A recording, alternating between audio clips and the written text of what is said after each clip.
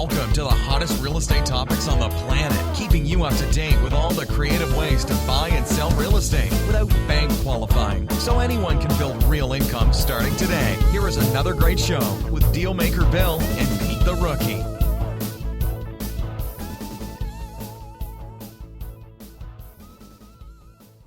All right, here we are at another episode of Flipping Houses for Rookies. And I'm Dealmaker Bill. And I'm Pete the Rookie. Pete the Rookie. How are you today, Peter? I'm still waiting for my promotion. Oh, boy. I thought you told me 2 shows ago this was over. Well, that was 2 shows ago. Oh, so what happened between then and now? I got a rent check in my pocket. Uh-oh. I'm moving ahead in the world. The guy gave you a rent check? Yeah. Well, 2 days ago, that rent check wasn't good. Yeah, I'm hoping it's good today. Oh, so you're being a real landlord. Yeah, but I've moved up in the world from not even having something to not pay me to something to not pay me. Oh. I'm moving ahead in the world. Oh, so we went from having no possibilities to having a total possibility. That's right. Really? That's right. I move up. I have to take it as a positive. Yeah? Sure. So let me ask you this question. You have a rent check in your pocket. Mm-hmm. So what's different? I didn't have a rent check in my pocket last week. Why? Because I bought the condo 2 weeks ago. So you bought a piece of property to Yeah. get the rent check. So you're Yeah. renting a condo. Yeah. Okay. Now, you don't have to answer this question because I know that we're like on camera and we're on the podcast. There's a camera? Yeah, there's a camera. Emma's in the room. Good morning, Emma. Good morning, Bill. How are you this morning? I'm good. How Yeah, are you? you're back there trying to fix my phone and all that kind of stuff. Yeah. Yeah, phone doesn't. It's got trouble with the Apple ID this morning. Yeah. Yeah, and I'm squawking at you. Blah, blah, blah, blah, blah. Can't download an app, huh? You know what the fix problem it. is? What? I'm at my BNI group yesterday morning, and they have a new app where I can like not write out the tickets when I have like a referral or I do business. They tell me I could do it on my iPhone. Uh-huh. So you know me, if I don't have to write something, and I can't download the app, so I'm freaked out. Emma, so she's fixing that. Anyways, totally diverted. So the point is, you got this condo. Mm-hmm. So I want you to tell us, if you're willing, exactly how much money it cost you to buy this condo.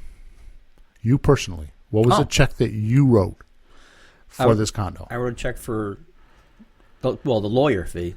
Okay, so how much was the amount? Yeah, $1,923. So it cost you $1,923 to buy this condo. Mm-hmm. Are you sure? Mm-hmm. You're not bullshitting me, are you? I have the settlement statement at home. Okay, good. Yeah.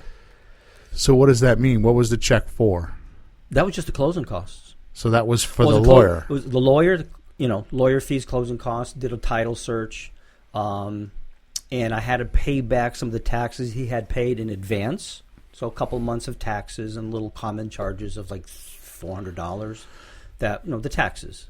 So I hear all the time about how you can't buy real estate with no money down and no credit. Did you use your credit? Did you fill out a credit application?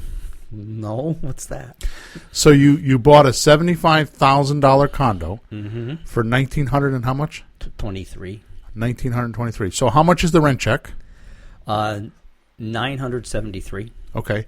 And out of that, what is your positive not positive cash flow, but how much did you make? Because you got equity and cash flow that you're doing every month. So how much is it? With the total? Yeah. How much is your profit? $538. $538. Yeah. So you got a and check cash for flow. $900, Yeah. and you got a $538 cash flow. Yep. So let's just not get a little crazy with the math here. Mm-hmm. So you put in $2,000, and you're making $500 and $38. We'll chalk up the $38 for you buying Bill lunch every month, so we spend that money, okay? Or you could just buy me 2 cigars. Wow. You got expensive cigars, buddy. I'm just joking with you. It would be 3 cigars. Well, I'm going to try to find some cheaper ones in the Bahamas next month. Okay. Yeah. Good. Locally made, Yeah. So in 4 months, you have your money back. Mm-hmm. And then from there, when do you have to pay off this buyer? I mean, the seller. I got 10 years. 10 years. Yeah. 10 years. Yeah. To pay him off. Uh-huh. Really? Yeah. And how much interest are you paying for the loan that he gave you? Interest? Yeah. Why would I pay him interest? Is he a bank? Exactly. He wasn't getting interest from the tenant. Right. So no, there's no interest. So he gave you a $75,000 loan. No, Okay. no, that's the value of the property. That wasn't the price. We figured it was really worth maybe 60 in its current condition. Blah blah blah. Okay. But then we went down from there. But we could do a small renovation and make it worth $75,000. Yeah. I mean, when we comped it, it was really $75,000. Yeah, I keep looking at property 73, 75. Sure. And then we pulled back because we were being conservative. Yeah, and he was too. Right. Yeah. He wasn't being greedy. And so you paid how much? 50. Wait a minute. You got a $75,000 condo. Am I grinning ear to ear? Yeah.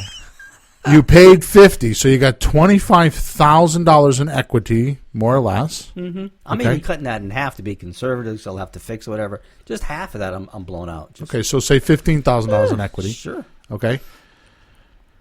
You got $15,000 worth of equity. Mm-hmm. You're making $538 a month positive cash flow, which, by the way, you and I talked about that because I don't normally believe in renting, but in this particular case, it's like you got an interest-free loan for 10 years. Why sell it on a lease option when you could just keep it and it's not much maintenance? It's a condo, so you don't have to worry about a lot of maintenance. Yeah.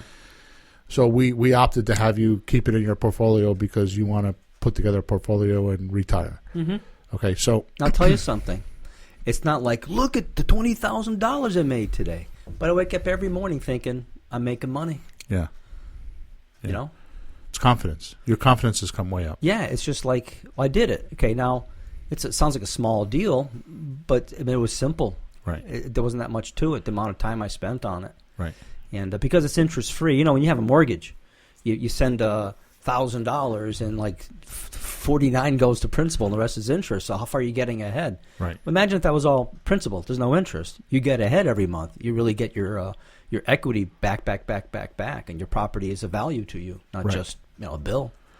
All right, so you got all that going on, and you got $25,000 in equity, Mm-hmm. right? And you have $538 a month coming in, and it costs you $1,900. Mm-hmm. So the question is, I don't care how broke you are. Mm-hmm. I don't care if you're like in jail, getting 3 square meals a day. Mm-hmm. I'm sure you can figure out a place to get $1,900. I don't care who you are. Mm-hmm. Okay, if you can't, Mm-hmm. then I just can't help you. Yeah. But Get a regular job, save some money, do something, work your Whatever. way up to it. But Jesus. somebody's got to be able to give you $1,900. Even if you gave back $3,000, it's worth it. Mm-hmm. I need $2,000. I'll give you back $3,000 in 6 months. Mm-hmm. It's worth it, Yeah. right? And you own the thing. Yep. And a guy gave you 10 years interest-free, Mm-hmm. done. Yeah. And, by the way, we kept the tenant. Yeah. And when we were structuring the deal, right, we found out that he was behind 1 month or 2 months in rent. Mm-hmm. And we did all that. How did we handle all that? In the paperwork. Yeah. We didn't handle that with the people. We handled it with the paperwork because we designed the right paperwork. Yeah. Right? So some money went to the seller. Some money went to us. We wrote a promissory note, and he pays you an extra $70 a month for the past due. And we got him on a real tight rope. Yep. Because if he misses by 1 day, we send him a notice to quit the contract, and we scare the shit out of him. Mm-hmm. Right? Yep. So that's today or tomorrow. We do that if it doesn't clear. But right. I mean, it's such a good deal that I'm not worrying about it. Right. Oh, there's one other point. I don't make any payments until 2 months. Right. 3 months total, wasn't it? You had the month of the closing and then 2 months after that. Yeah. So I have 3 months to collect or get a new person. So you're collecting a rent for $900, Mm-hmm. and you don't have to pay anybody other than he's paying the condo insurance, he's paying the condo fees, he's doing all that. Well, it comes out of the rent. No, the What? seller. The seller is going to pay for the condo association. No. Oh, you're paying the condo Yeah, association. it just comes out of the rent. Okay. Yeah. All right. So you don't have to pay because we're promising to pay him, I think, $400 or $400. something Yeah. For a mortgage. Right. So you got 3 months. So you made another $1,200 in the deal Mm-hmm. just by flapping your lips, Yep. asking questions. Yeah, and by the time that comes around, I will have collected the rent or the new tenant rent and be even, and then go forward. Or if you didn't have a tenant, you now have 3 months to go find one where it's not costing you money. Right. Okay? All right, so we're on episode number 49, and this is a segue into what we're going to talk about today, okay, which is 3 ways to turn a house into a cash flow machine. Like the sound of that one. So obviously this was it was something that I manufactured only because I knew you were doing the deal. But so it's show episode episode number 49, Oh, and boy. it's 3 ways to turn a house into a cash flow machine. So I know what you're going to do. So next week, ladies and gentlemen, Peter doesn't know this yet, but it's show number 50, so he will be stopping by Neil's Donuts, and we will be having a party next week because we'll be 50. At Neil's, that's where it is? No, you're going to stop and get donuts and coffee and bring them to the show Okay. so we can celebrate our 50th show. All right. And inviting people in, too? Well, if you want. Okay, Who do you party. Who do you want to come in? Oh, all our students and our friends and things. Oh, no, we're not doing that. I don't have time for that. I'll make the calls. Yeah, no, it's not the calls I'm worried about. Is if they actually show up? Yeah. Yeah, They'll bring the donuts. Yeah. Coffee and tea. Emma, could you grab my drink on my desk, please? Thank you. So, yeah, it's going to be our 50th show. So our 50th show is I get a donut? No, you bring the donuts. They bring the donuts? Yeah, you started all this.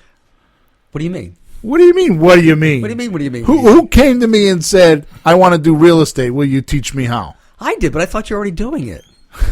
No.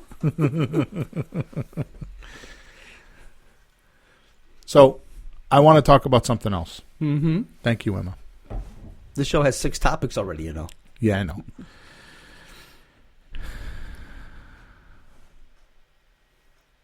In the last couple of months, okay, now I know it took you some months to get ramped up, and we kind of got sidetracked because we were doing the radio show and we were doing meetups and seminars, and I totally sucked you into my web, and I apologize for that.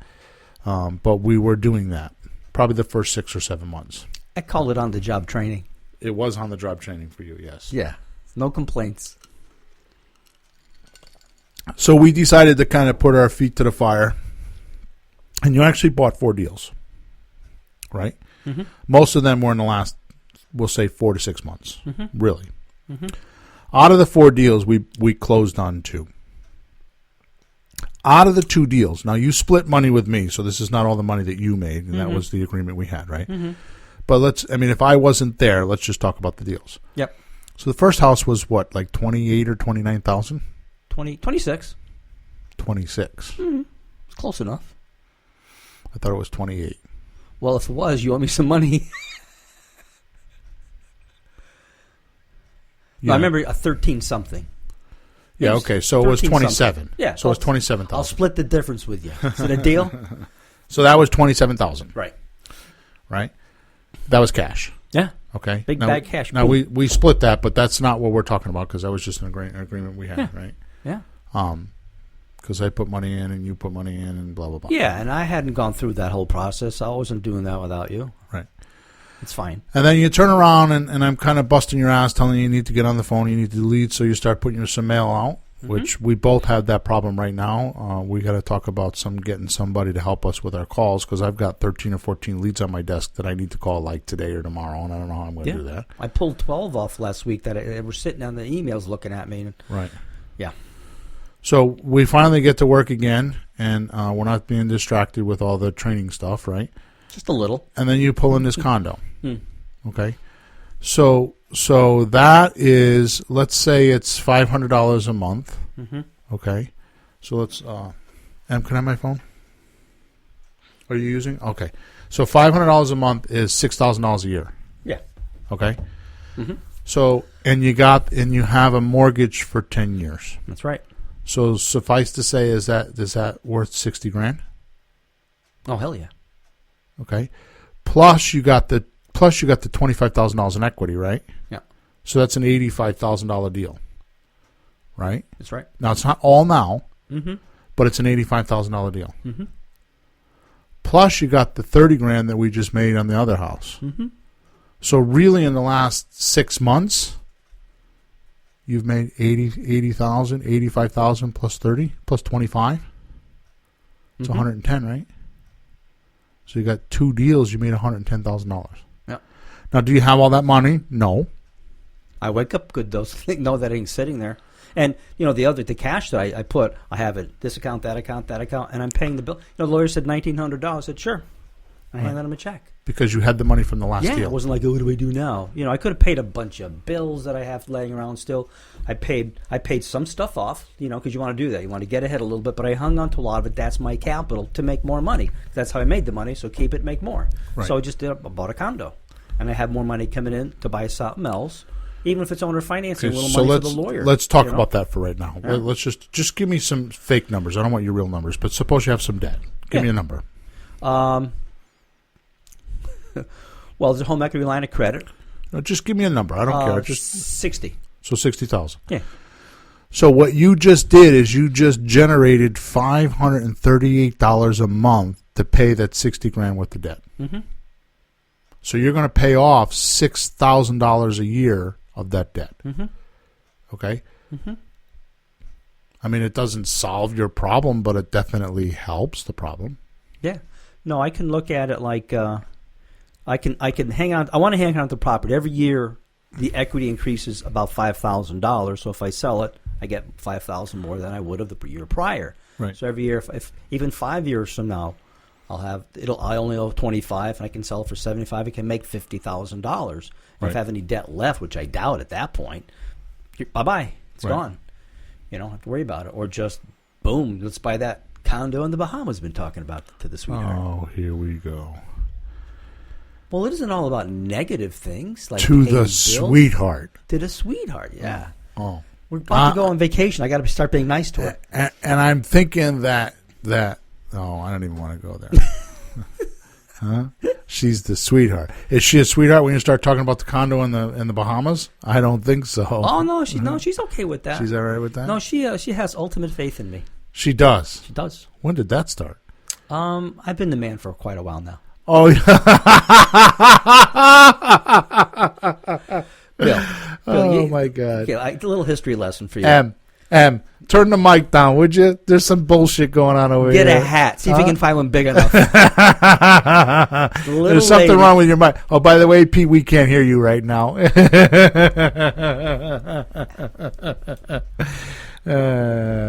you go. The little lady found me on stage in a big club playing with the McCoys, hanging on Sloopy in a concert. I started off pretty cool. Yeah? Yeah, and went up from there or down from there. With a But lot more hair. She broke. Yeah. Who's that? I have pictures hanging up in the music room. Yeah. And years ago, people would say, "Was that you?" Oh, Yeah. cool. And you're like, "Who's that?" You. Oh, yeah. Now it's like, "Who's that?" Me. No, it isn't. Yes, it is. No, it isn't. Fight you for it. Damn it. No, I work hard. I take care of the little lady, and she really helps me a lot. She sends out lots of letters, and she does the parts that she understands. I'm trying to teach her more things to do. Yep. Yeah. But she knows how to do a lot of stuff. Yeah. Yeah. So she's going to handle, like, the finances on things. We ordered QuickBooks, put an Excel spreadsheet, track all the numbers. She does all that stuff. She's a bookkeeper, so she'll help me with all those things and whatever else I can get her to do. I want to capture this moment for a second because, so, Pete the Joker. So, when you first came to me, you were telling me that you needed to find an LLC and a mortgage broker. Just a list, and a lawyer, and an LLC, and what's an escrow, Right. and what did private money, and all those things. And what did I tell you? You said shut up.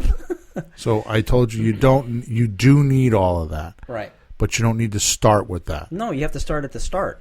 So the beginning of this the beginning of this process is to find a prospect. Mm-hmm. Okay? So we talk about this all the time in all of our trainings. Everywhere I go, I talk about the first thing that you need to do is you need to communicate to a motivated seller. Yep. Okay? And so what is a motivated seller? That's someone that has a house that's causing a problem and they want to get rid of it. Mm-hmm. Now, I have more to that because we just got some more training and I realized that there's more to that. Oh. Okay? And really what a motivated seller is they're willing to take the risk is less important to them than the debt. That's a motivated seller. So, Right. like when people say how do you find subject to people? You know, they give you the deed, you take over the loan. Nobody would do that. If the debt is too much pressure for them, Yeah. the risk becomes less to them. Yeah. So the risk of them having the loan in their name and giving the deed is less important to them than actually having the debt. Yeah, I remember that. But what I took away from that is a different way of saying the same thing. Was the debt was more of a problem to them. They were more worried about the short-term problem, like this Right. month, next month. How am I going to pay in 2 months? What are we going to do? Right now, what am I doing? Instead of worrying about the equity value of the house in 10 years and stuff like they're not there. They're stuck now. Right. So if you help them now, it's such a relief that, oh, well, I could have made $5,000 more if I waited. They don't want to wait. They're in trouble. We make the $5 or $10 or $20 or $30,000 by helping them. Right. Because they're just stuck now. So basically what you're saying is that they have a debt problem now. Mm-hmm. Okay, and it's not like a foreclosure thing, like where they're desperate. I'm not talking about that. No. They're not. They're motivated. There's They a want big to difference. do something before it gets to that, or it just strains them They're so much. They're extremely arguing with the wife uncomfortable. every month. What are we doing? Right. And then on that damn house. They're extremely uncomfortable. Yep. Okay, and they're doing it. I mean, they're not behind on payments, but they're just extremely uncomfortable. Some of them are behind on payments, but not usually the ones we deal with. Mm-hmm. Okay. The point that I think is important here is that the debt is the larger of the problem. Mm-hmm. It's Okay. more immediate to them than looking down the road what could or couldn't happen, because right now it's just too much trouble to look further ahead. So they're willing to pay you to solve this problem with their equity because they don't have money. Mm-hmm. So they're willing to give you equity in their property Mm-hmm. to solve the problem. Mm-hmm. They're willing to pay you with equity. Now, if you watched my 10 videos, which honest to God, I want to tell the listeners, honest to God, within 30 days, Emma and I have just made some, or the three of us actually, have just made some decisions about how we're going to handle my information. And it's going to be freaking amazing. But I'm taking down those free videos. They're actually going to go behind a membership portal, which is not going to be a lot of money, but we're going to take down those videos. Yeah. It's probably going to take me 3 or 4 weeks to do it. So if you're listening to this and you go to flippinghouses.club, from now on, it's not going to be much. I mean, you'll be able to pay $1 to watch them for a week or two. Mm-hmm. So you'll still be able to get them if you move quick, but it's not going to be for free. It's going to be at least $1. Mm-hmm. Okay. And then there's going to be like a membership of like $67 or $77, and then but I'm going to train you how to not only do the 7 techniques we're talking about, but I'm also going to show you how to do your mail. I'm going to reveal the exact mailing pieces that we do. I'm going to reveal the yellow letters. I'm going to reveal the exact You gonna campaign. let people in? Yep. And I was holding that stuff back and like putting in my coaching, my high-end coaching, and I've decided that we've been talking about it for days. Yeah. I mean, probably a week and a half at this point, right? Mm-hmm. So that's all coming. Okay. Okay. You mean you're going to tell people how to get leads before anybody else even knows about them? Right. Juicy. They're willing to pay you the equity to solve their problem. What you need to do is you need to find those people to communicate to. So when you first start this business, what you need to do is you need to figure out how to communicate to those people that have or want debt relief. Yeah. They have a debt problem and they want debt relief. Right. And they're willing to pay you equity to do that. Mm-hmm. And when I went off on the rampage with the 7 ways that we buy houses, that's called getting the deed or subject to. Mm-hmm. And when you do it the way I explain it to you in the videos that are on, at this moment, flippinghouses.club. If you go there, you can watch these videos. It's a subject to. You automatically have built in 20% equity. When you buy this property, you automatically have 20% equity. Right. Okay, so on a $100,000 house, that's $20,000. Mm-hmm. On a $200,000 house, that's $40,000. On a $300,000 house, that's $60,000. Keep doing the math. Mm-hmm. Okay?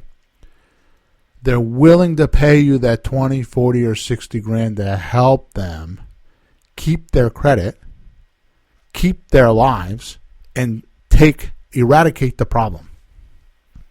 Right? Yeah. That's what you just did with your condo. Yeah. He wanted out for whatever reason. We never really did find out, but he wanted out. Yeah. Okay. I would guess that it had something to do with his wife, his girlfriend, or whoever she was. There was something there that he didn't want to talk about, and he's out. Right. And honestly, Pete, I know you always tell the truth, but tell the truth. Did you notice a difference with this seller and other sellers? Yeah. No, there's a difference. I used to notice it when I started making phone calls, when I talked to somebody. You can tell when somebody is willing to work with you. So it's not really a matter of finding out how to twist people's arms and being amazingly brilliant so you can get every deal. It's not that way. You find the people that are ready to work with you. And I'm a self-trained salesperson, so that means I'm not a salesperson. So, but from experience, I manage, right? Yep. But I don't like when somebody says no, because I don't always know how to handle that. I can get stuck. He never said no once. Right. To any offer, to anything. We just, we worked it through, this, that, or the other, and said yes, yes, yes, yes. And can I wait till July to make a payment? Yes. Everything was yes. Right. Because he really was ready, and we talked to somebody yesterday, and I'm looking at him, you're looking at him, we think, it's not going to work, because he just wasn't motivated or wasn't willing. He didn't have a problem. He could wait. He could just do something else. He was okay. He had money. He wasn't willing to pay us equity to help him. Nope. That's all it was. Yep. Right? Yeah. So the bottom line is that to be wealthy or to do this, the true art is finding that person, because they're a needle in a haystack. Are you going to have to go through 15, 20, 30 offers? I say it's 15. You're going to make 15 offers before you find that person. Mm-hmm. Before you get to 15 offers, you might go through 30 or 40 or 50 leads. Mm-hmm. Okay? So the best thing that you can do is create deal flow. Yeah. You have to have a lot of leads so you can weed through them. Because the quality is in the quantity. Yeah. Right? Yeah. The quality is in the quantity. I'm not sure if I'm doing it right, but some I just don't bother with. I look and go, I just don't think I just don't feel like it. I don't think the numbers are right or something. Right. Maybe I'm missing it. Because you yell at me, show me the leads, I'll figure it out. But the few that I picked out, in my spare time, part-time, working around jobs and helping you and running around with you, the closing ratio is not so bad. Of course, I got you too. But if you have enough leads, you can see these 5 look good. We'll do those 5 instead of those 15 that don't look. Start with the good ones at least. What's the worst that's going to happen? Right. But you have to be a little bit like Rocky. Right. Can you get punched in the face 14 times and get up again? Right. If you get punched in the face once and you just walk away crying, don't bother. Right. You're not a contender. And by punch in the face, you mean get a no. Yeah. Because it isn't really. Because everybody's really nice about it. It's not like, what do you mean? They go, well, no. And you go, okay, well, thanks. Or I'll think about it. That's the biggest. Yeah. That's the non-confront way of saying no. Yeah. I need to think about it. I need to talk to my wife about it. I haven't been thrown out of a house yet. Yeah. So it's not horrible at all. Let's call it.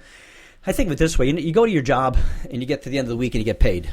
Right. Next week you get paid. Next week you get paid. Imagine this, going to your job and not getting paid. Right. And going back another week and still not getting paid. And going the whole month and not getting paid. Right. And then going 3 months and not getting paid. What kind of idiot does that? Right. But at the end of 3 months, here's $25,000. Yay. Right. Now, if you get good at that, it might be every month but whatever. Right. Do a few of those a year, I'm happy. No, it's not if you get good at it. It's how I had this we call them bognitions. I don't know how else. It's a slang that we use. Yeah. It's like it's not a cognition or a realization. It's a bogged down. Yeah, it's a bog. So in other words, I had this realization that bogged me down. Yeah. Right. So what I was thinking, because I was answering some texts this morning, And I had this really strange realization. I realized what my job is in this company. I actually realized I have 2 jobs. Okay. Okay. One is that I create the content. Yeah. Okay. So. Okay. And the only reason why I've created the content is because I've been able to do so many deals, and I'm not bragging here. This is not. I'm just telling you what I was thinking. This is Bill's Planet now, right? Mm-hmm. I've done so many deals that I somehow or another I've got all that experience, and I was able to organize that experience for myself more than anything else because I was trying to make my life easier, right? So I had to organize it for myself so I can hire staff. And when I did that, I realized, geez, if they can understand it, then how come others? So then I made it so others can understand it and do what I do. Mm-hmm. So I was able to, A, get experience, B, get the information organized, and C, put it in a way that others could get it, right? Which we're still working on. We work on that every single week. Yeah. And if you've never done anything like that, the hardest thing in the world is to make something simple. Mm-hmm. That's the hardest thing in the world. Mm-hmm. And try it, if you know what I mean. Okay? Oh, yeah. So that's my first job, right? Other than I'm the owner, and so these are my main jobs, right? That makes sense. I'm waiting for the next one, though. Yeah. You ready? Yeah, I'm sitting down. Should I stand up? The hardest job that I have is getting people to stay on this system, to use the system. And I gotta tell you, that is the hardest thing I've ever done. What I'm doing right now is one of the hardest things I've ever done in my life. I show people what to do. Here is the system. I've spent hundreds and hundreds and hundreds of thousands of dollars in my life to learn some of these lessons. Mm-hmm.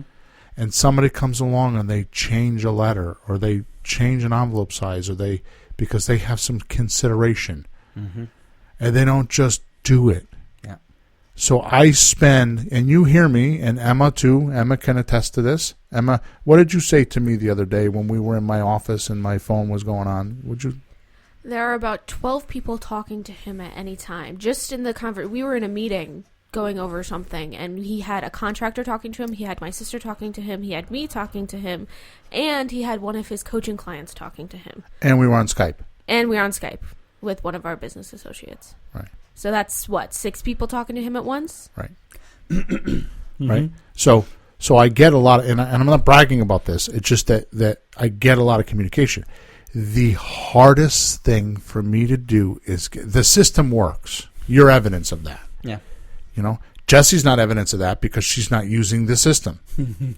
She diverted. No. Oh no! Right? Yeah. So she was. Yeah. But now, she's so wrapped up in trying to find her own house that she's just.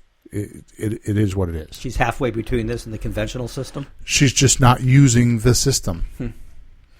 Right? So it's just too simple. Sometimes some of the stuff is just too simple. But I'm telling you, I've worked almost a lifetime to make it simple. And right now we're going through a process because the fact that what Emma just said, I got to delegate some of that. It's too hard for me right now. I have to ease up, so I'll figure out how to make it simple. Mm-hmm. Ron LeGrand, God bless the guy. We spent the weekend with him, right? Mm-hmm. He was amazing. 70-something years old, and I just can't believe how well he's doing. Mm-hmm. And he's just, I just love the guy. He's grouchy. He sometimes he doesn't give me the time of day, but he's just a great guy. Yeah, but you cornered him at the buffet. Yeah, he's just a great guy. I didn't corner him. He happened to be there. Make it sound like I was chasing him or something. He was sitting at the next table over. Yeah. Good morning, Ron. Hey, Ron, how are you? So anyways, he says, the less I do, the more I make. That's totally his trademark, right? And it's very profound because what he means is the more he delegates, the more he makes. Right? I got another take on that, too. To do less, you have to do it correctly. Yeah. Like the correct system. Right. You have to have a system that works and just follow it. And the better the system is, the simpler it is, the less you would have to do because it's working better. Right. You know? You want to hammer those shingles in with a nail and a hammer? Or you want to have the gun? Doom, doom, doom, right. doom, doom, doom, doom. And then you want to show a guy how to use the gun? Doom, doom, doom, doom, doom. And just stand down there and I'll be back. Right. So that's my takeaway, too, because if you do it right, it would have to be less. I mean, if you're doing it wrong, you're going to work your butt off and get nowhere. Right. So, Well, we did at the beginning of the year this year, I did a lecture called Goals Are for Losers, remember? yeah. What do you mean? What you're Goals are for losers. You're fighting the. You know, part of your problem is Mr. Hawthorne. Yeah. You're fighting half That's the the world. problem. I'm Mr. Hawthorne. And Mr. Hawthorne, you're fighting the world in a sense that everybody's told, and I don't mean to generalize, but everyone's told on New Year's Eve, make your goals, right? Everyone's told, you watch TV, you do this. You know, the main flow of people are headed in this here direction. I never could go that way because the main flow of people just wound up in a bad way. So I was trying to find the minority of people who seem to be doing better and follow them. I'm always the weirdo because of that. But I am finding the guys who know what they're doing in different parts of my life to follow, including you. Are you sure about that? You're the weirdo because of that? You're not just weird. No. Oh. No. Okay. We should vote on that. No, this is not votable. My humor is votable, but my core personality, no. Yeah. No, I really have tried to. It's just I can't help it. I just don't follow the mob. I just can't do it. Right. You know, maybe it's my artist sensibility. I didn't say you shouldn't make goals. I said they're for losers. Yep. Because you know what? You want to know what the problem is with goals? Which was the whole lecture. I did a whole 60-minute lecture, or 90-minute lecture. I remember, but you spill it out. So the reason why goals don't work is because if you don't have a system to implement those goals, in other words, the daily activity and the habit, your routine, your daily routine, if your daily routine is not in and it's not focused on those goals, the goals won't happen. Mm-hmm. You know, like, for example, I want to lose weight. So you go from drinking beer, eating ice cream, and like eating every M&M and bag of Doritos you can find to like, oh, I'm going to eat 3.5 ounces of food a day. I'm going to eat chicken and salad. Mm. That's not your habit. Mm-hmm. Now, can you change your habit? Yes. But you don't go that it's too steep of a gradient. Mm-hmm. So sometimes you have to take in ingredients. Yeah. Right? So what I'm telling you at this particular point, okay, and this is very valuable. This is probably the most valuable thing I think I've said in 49 episodes. This is probably the most valuable thing that if you listen to all 49 episodes, this one thing will change your life. It will make you a real estate guru if you do it. But it sounds simple. Mm. Ready? Mm-hmm. Do 1 hour a day marketing and 1 hour a day talking to clients. Mm.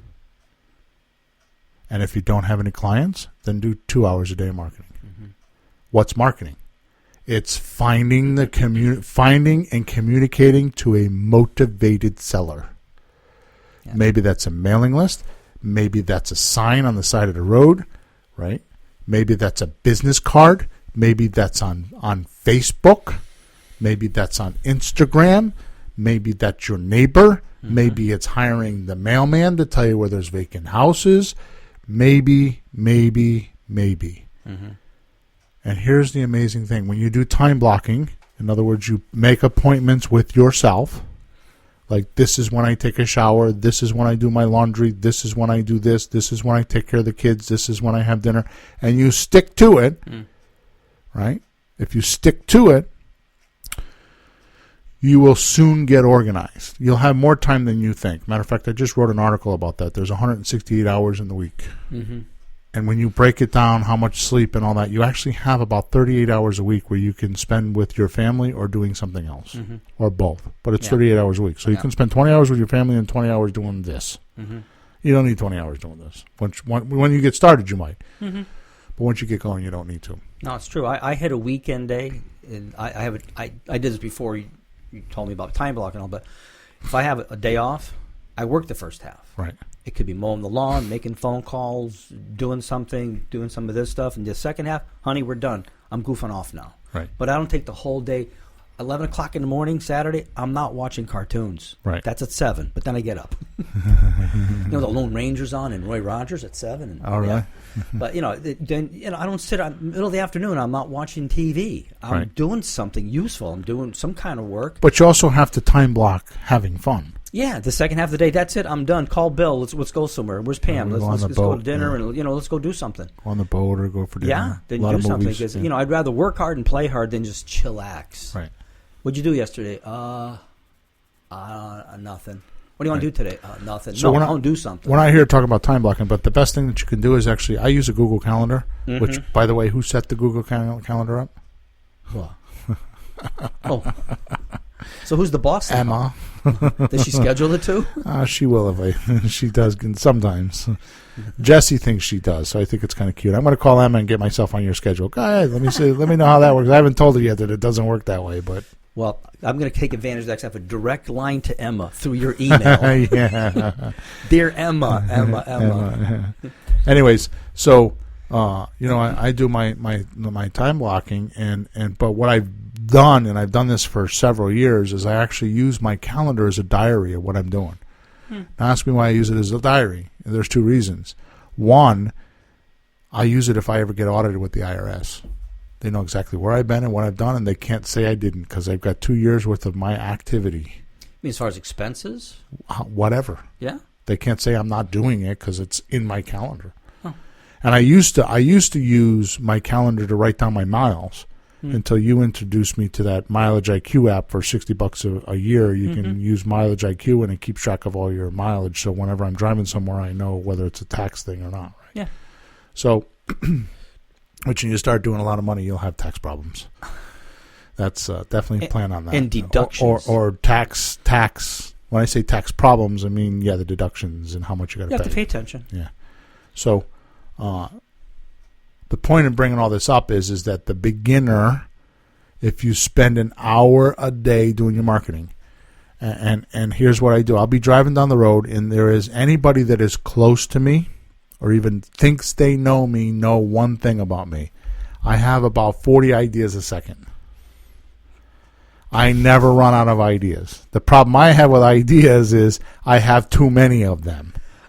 Okay? I think I'm going to get a job because the last house worked like this. When you wander off to the next one, I was there to finish it. Yes. I might be your finisher. I might have a new job, finisher. Closer. Because I see you. You're very creative, but you start things. Yeah. And then you lose interest in. It's almost done. She'll sell it. But wait a minute. Exactly. Things. Yeah. Exactly. So I'm good at finishing because I like that. I like it all pushed up and neat, and the song's nice and tight and bow in the houses. So maybe I'll help you that way. Maybe that's. I'm always looking for ways where I fit in your life and where I can be of some value. Good. So, thank you, by the way. Justify my existence some way. So we're way off topic here. So we haven't even talked about the 3 ways. I thought that was. No. So we'll talk about that in about 2 seconds. It's all relevant, though. Yeah. So my point in telling you that is that when I'm driving down the road and I have an idea, I have either I record it on my phone or I have a little notebook in my pocket. I always have my little notebook in my pocket. Okay. And the reason why is because I'll just write it down. So now when I sit down and I have my time blocking time, like I'm going to work on marketing from 9 until 10, I just take out the ideas that I have, and that's when I implement them. Yeah. You know what I mean? So by writing them down, I don't have to keep trying to remember them and clog up my memory or clog up my thinking. Oh, yeah. Because I wrote it down, and now the notebook becomes my mind, or the tape recorder becomes my mind. Yeah, because you can't drop everything and just start doing it. Right. And you'll forget it, so that's fine. Or I'll just put in my tape recorder, and then on Monday morning when I'm doing my battle plan for the week, and I'm looking at my statistics, and I want to get things done because I got to tell people what to do, I could just listen to my recording, and I put all my stuff on my battle plan, and then I can delegate it as I need it. And now that it's on the battle plan, I can now make sure I can follow up and make sure it got done, because it's in writing, right? So that's important. Yep. So goals are for losers unless you have a system, right? Yeah. And the system I'm telling you to start with, if you're listening to this episode right now, is start. If you don't have an hour a day, start a half an hour. Okay. If you don't have any money, then have your kid. And I did this. Have your kid. Okay. If you have a kid, have them take a crayon and a blank piece of paper and put "My mommy or my daddy buys houses. Please call them," and hang it up in the grocery store. Did you really do that? Yeah. Oh my God. Yeah. The kids don't know it, but when they were young, go ahead, Em. She's got something to say. Look. Well, somebody has a question as well. Oh, okay, good. So 1 second on the question. Okay. So when the kids were younger, we actually tested direct mail with crayons, and it worked. So there is You're no thinking- excuse. They're thinking, this guy's a dummy. We can take him for a ride. Whatever.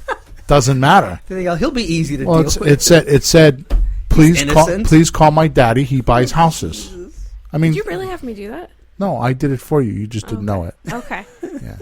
I thought you sat me down and said, "Would you write this out for me?" No.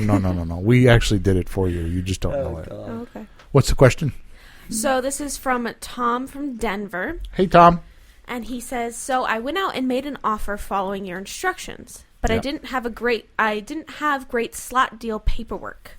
Yep. Also, a few attorneys told me that I should have a real estate license to quote deal in options here in Yep. Colorado. Uh-huh. If I'm putting up signs and trying to sell a house, then I'm selling without a license, even with some interest in property. Thoughts?" Yes. So he had sent me an email on this the other day. So, Tom, you don't need to have a license.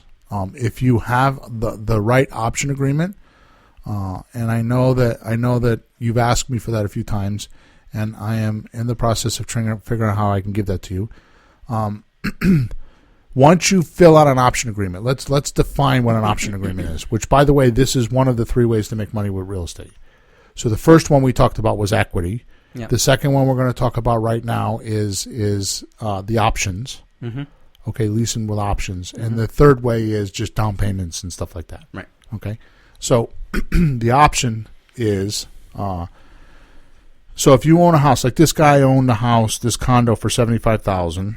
Okay, he owned it free and clear, so he has equity. Right. Technically, if you were to sign an option with him for $50,000, you just bought. Suppose you give him $100, right? Mm-hmm. You just bought $25,000 worth of equity for $100, That's right. and legally you are now part owner of that property. Mm-hmm. Tom, if anybody's telling you anything different than that, they are just wrong. Well, if There's a nothing else to say if about a realtor that. is telling them, shouldn't you ask an actual lawyer, not a realtor? What Right. the law? Right. You know, lawyer. And if law. they're telling you that, Tom, the way that you need to resolve this is they need to show it to you in writing. Show you the law. Have them actually show it to you because it's not right. I know that you have asked that question a couple times, and I'm sorry I keep giving you the same answer, but that is the answer. It wouldn't vary state to state. Because some things are national. Some states could have different laws. Right. But this is like national. I don't know why it would. It's like just a basic real estate law. You're buying equity. Yeah. Okay? So if for some reason, Tom, that is the case, okay, and there is a law in Colorado that I don't know about, which I honestly, I'm 1,000% sure it's not that way, just use a land contract. It's the same thing. Okay? Just use a land contract. And a land contract is basically Pete has a house for sale. He doesn't want to give me the deed. He wants me to perform these 6 things to do. And when I perform those 6 things to do, he'll give me the deed. That's a land contract. We call that in the East Coast and here in Connecticut, we call that a bond for deed. I know these are all technical terms, and I don't want to take the time because we only have about 15 more minutes to explain all that. And if you want, we'll do a show on that. But it's all technical, and I kind of... My mom, is she on? I haven't seen her. My mom tells me that I throw a lot of terms around. She's non-real estate, so sometimes I don't know if it's because she doesn't know anything about real estate or if she's correct. So I need to be careful of that. And it's not. I'm not trying to be a big shot. It's just what we do. It's what we do all the time. Well, there's you know? there's a subject. There's terms in every subject. There's You have to learn nomenclature, them, yeah. bit by bit. But I was reading watched one of the webinars and had to look up one of the words. I just got my phone, looked it up, so I know what it is. Just Right. look them up. All right. So when you're buying, Tom, an option is not a problem at all. Okay, just make sure you do the option agreement. And my options work, but there's a lot of people that have options. You don't have to be held hostage to that at all. Just find a good option agreement. Okay, there's a lot of them on the internet. You can find one. Now, when you're going to sell, because you're an equity share, because like this guy that sold you this condo, if you did it on an option, I mean, he gave you owner financing, but if you did it on an option, you would have $25,000 worth of equity. The owner would have $50,000 worth of equity. Mm-hmm. You have the right to go sell the property. You don't need a license to do that. Okay, because it's your property. Well, that's interesting. When I give $100 for an option, I think I have $100 worth of equity. But if there's the spread, like a $100,000 piece of property in his equity, that or what I'm paying him is maybe $90,000, Right. and I'm getting $100, I actually have $10,000 that I. You have 10% or $10,000 worth of equity. Yeah. So I actually have $10,000 worth of equity. Which is why we call it the slot deal. You put $10 in and you get 10 grand back. Yeah, I realize the money comes over there, but never thought of it that I actually own $10,000 of equity. Right. I'm thinking I own the $100 that I handed over, but I bought that. You bought for $100. You bought $10,000 worth of equity. That's even cooler. Okay. Yeah. I learned something today. Nice. We're not done yet. Oh, no. So when you go to sell the property, you're an owner, so you don't need to have a license. The reason why realtors have licenses is because they don't own the property. So they're selling a property they don't own, and they're buying, and they got a buyer that doesn't own the property. Mm-hmm. So they're very heavily regulated so that they don't steal the deposits, because back 30 years ago that's what was happening. And they wouldn't steal them intentionally, but you get a deposit for $1,000. You got a realtor that's starving, that's only doing one deal every 3 months. Might use the $1,000 for their rent, and then can't pay it back if the deal falls apart. Mm-hmm. And that's what was happening, and that's why it is. Did I answer the question, Emma? Can you read it to me again? It was. So I went out and made an offer following your instructions. So but woohoo on that. I forgot that the first time. But I didn't have great slot deal paperwork. Yeah. Also, a few attorneys told me that I should have a real estate license to, quote, deal in options here in Colorado.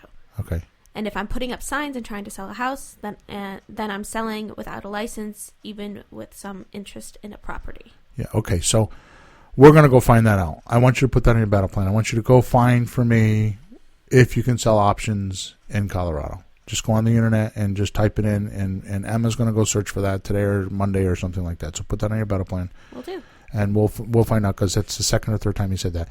If that is the case, then just use land contracts, and that'll work. It'll do the same thing. And bond for deed is the name for it in Connecticut. Right. Okay. And some other states. I think Florida's it's a bond for deed too. Okay. Mm-hmm. I heard you mention it once, but it never came up in an actual much of a deal, so I never heard any more about it. So now I get a better idea what that is too. Right. So basically, it's the buyer and seller have put a contract up, and when the buyer performs the contract, the seller will present the deed. Mm-hmm. Okay. And then so it's all very clearly delineated and articulated in what both people want. Mm-hmm. Right. So it's important. Okay. Okay. Yeah. So the 3 ways to turn a house into a cash flow machine. Mm-hmm. Okay. So the first is, if you take our slot deal, right, and you got an over leveraged property, right, that's worth $100,000, and it can sell for $100,000. Okay. Or the person owes $100,000 and they can sell for $100,000. Mm-hmm. All right. That's over leveraged, because if the person tried to sell it, it's going to cost them 10, 12, 13% to sell it. Sure. Lawyers, realtors, and closing all that. fees, Closing fees, taxes, all that stuff. Yeah. It costs money to sell that. Right. So we'll say that we'll say he's got $100,000 plus there's negotiating fees, and because nobody's ever gone to the MLS and said, "Oh, there's a house for $100,000. I'll give $110,000." It happens on hot neighborhoods, but it's very rare. They usually say, "Well, I'll put an offer in for 92 or 93," and then they negotiate. So there's a percentage for that. That alone is 3%. So between the realtor and that, there's 9% right there. 6% for the realtor, 3% for negotiating. It's just the way it is. Right? Another 3% for closing costs, taxes. Now you're at 11%. So they can't afford it. It's not hard, because now this $100,000 house is only going to bring them $85,000, $86,000, $87,000, right? Mm-hmm. And if they don't have any money, or they don't want to lose money, then they're not. How do they sell the house? They stay there, and if they have to move, they're in trouble. Right. So I saw one of these $250,000, and he owes $250,000, and he wants to sell it for $250,000. The reason I haven't called him, and I think it's only worth about $186,000. But he's in trouble, that guy. But I'll check into that more. But that totally happens. Yeah, a lot. Yeah. Right. Yeah. So everybody talks about wholesale deals, going out and trying to find wholesale deals. Why would you do that when you got? A wholesale deal, you got to pay like 30 cents, 40 cents, 50 cents on a dollar to make money. And then you got to go in that whole arena, which is that's worse than used car salesman there. Everybody's just a shyster. All of them, every last one of them. Well, we went through that with that house in West Hartford. Every last one of them was. There's not one of them that produced there, right? Yeah. I mean, there's a lot of them that are tough. Yeah. So what we do with the slot deal, which by the way, a slot deal is a sandwich lease option transaction. Okay, so what we do is we get an option agreement from the seller saying yes, I will get you $100,000. We advertise the house because 81% of the country right now is not mortgageable, so we advertise the house, no bank qualifying, and we sell the house for 110 or 108 or 107, whatever we can get for. If they've got $8,000 for a deposit, then we'll sell for 108. And why would they pay more? Because they can't go to the bank and buy it right now, so they're buying it on time. Right. So because they're going to stay in the house for 2 years, they have to pay a little extra. Right. It beats paying rent for 2 years and then not buying a house. So they pay a little more, but they get the house at least. Right. So then we help them get qualified for a mortgage, and then we get them the house. They dig their way out of it. We help them, so they eventually get there. Right. So, basically, we keep the 7 or 8 or 10 grand for doing the transaction, and we actually take the lease from the buyer and match it up to the seller. Okay, and we put the two of them together. So actually, what the technical way it's going to happen, if I was buying the house from you and I had an option agreement, I would assign my option agreement to the buyer. Right. So that we don't get cut out of the deal. Okay. So that's all the technical stuff. So that's one way. So we make money, like you said, with deposits. Okay. Is that deferred equity or created equity? Created equity, yeah. Still equity, but it's looks like created a deposit, equity. but it is created equity. And then, of course, you have the next way that you can make money, which is equity itself, which is buy low, sell high, right? That's the rehab retail model or the wholesale model, right? Or the last thing that you could do, the third way that you could make money or turn money into a house into a money-making machine is with cash flow. Now, here's the interesting thing, and this will be the punchline for the show, okay? The interesting thing is what I have found after making well over 3,000 offers is that I would run into people that are stuck on their number. Like, I have to get $200,000 for this house, and it's worth $200,000, like the guy we were with yesterday, right? Now, on a pretty house, you can do this. You can't do this on an ugly house. If you have to put renovations in it, it can't work. Yeah. So on a pretty house, what you can do, like that was the problem we had yesterday. I mean, the house needed $40,000 worth of work. I told him it needed $30,000 worth of work, trying to bend him, see where he's at, just kind of like take his temperature and where he's at. You know what I mean? And I just couldn't get anywhere. Yeah. So what happens is on a house that the customer owns for $200,000, right? Especially if it's free and clear. The best way to explain that is if you get a $200,000 mortgage, right, and your mortgage payments say $1,500 a month, multiply the $1,500 a month by 360 payments, which is 30 years, and you're not paying $200,000 for that house. You're probably paying $600,000 for that house, or $550,000. Yep. Okay, so if we overpay by 20 or 30 grand, it's not horrible. So if I were to take that $200,000 house and offer my client $200,000, but I do principal only payments, then I cash flow. Right, because every time I make a payment to him, then we got, like, if I make $1,000 a month payment to him, I'm making $1,000 a month in equity. Sure, it comes right off the price. It isn't $40 for principal and the rest is interest like you normally get. It takes years to get anywhere with those kind of mortgages. Right. Total different ballgame. So if you have an equity, an equity reduction, and you have cash flow, then you got a home run. Right. So my point is usually I think the best deals in the world are stubborn sellers that have to get their price. And if there's a way for me to cash flow, they don't pay attention to that. They just want their number. So if I sounds cruel when I say this, but if I boost their ego by saying, well, I won't give you 200, I'll give you 220. They'll be like, whoa, right? Whatever. But then I'll cash flow, and I'll make $600-700 a month in the back end.